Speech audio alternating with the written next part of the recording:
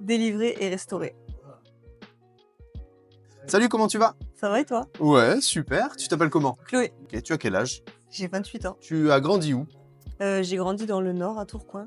Pourquoi? Oh là là, c'est... C'est loin. Là-bas, on dit pas chocolatine, on est d'accord. On dit pain au chocolat. Mais maintenant, tu es d'ici. Ouais, je dis des chocos. Non, Ça fait combien de temps que tu marches avec le Seigneur? Alors moi, j'ai grandi dans une famille chrétienne et j'ai toujours été amoureuse de Jésus. Donc, depuis presque toujours, Ok. de manière générale.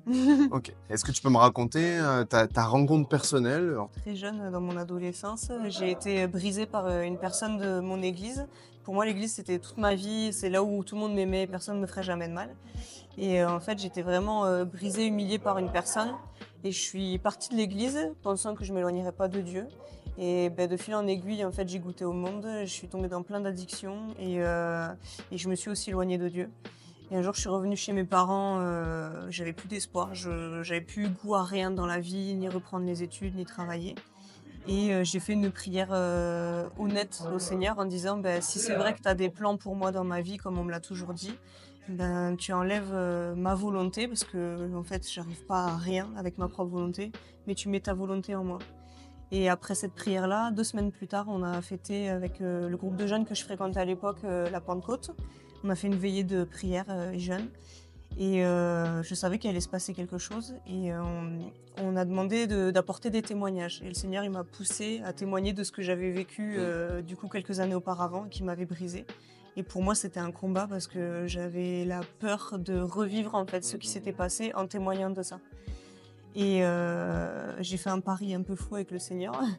Et du coup, en fait, le Seigneur, il a vraiment honoré sa promesse. Et quand j'ai rendu témoignage, j'ai été remplie d'amour et de bonté envers des frères et sœurs que je connaissais, d'autres que je connaissais même pas.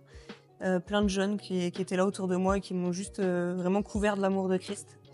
Et donc là où le diable il a voulu me briser, me tuer au travers de l'église, le Seigneur il s'est aussi servi de l'église pour me rappeler son amour et sa puissance. Et du coup ils ont prié pour moi. J'ai demandé à ce qu'ils prient pour la cigarette, entre autres. Et j'ai plus jamais touché une cigarette. trop bien. Et dans les mois qui ont suivi, j'ai été délivrée encore de plein d'autres choses, du cannabis et de l'immoralité sexuelle et plein de choses comme ça. Trop bien. Est-ce que tu aurais un mot de conclusion pour celui qui te regarde, pour l'encourager à venir à Jésus? Mais d'être simple et honnête. En fait, le Seigneur, il connaît notre cœur et il n'a pas besoin qu'on fasse des grandes prières. Il a juste besoin qu'on ose aussi s'exprimer devant lui, lui dire ce qu'on ressent et il nous connaît. Il sait tout à fait comment agir avec nous et comment nous guérir, comment nous restaurer. Merci Chloé. De rien.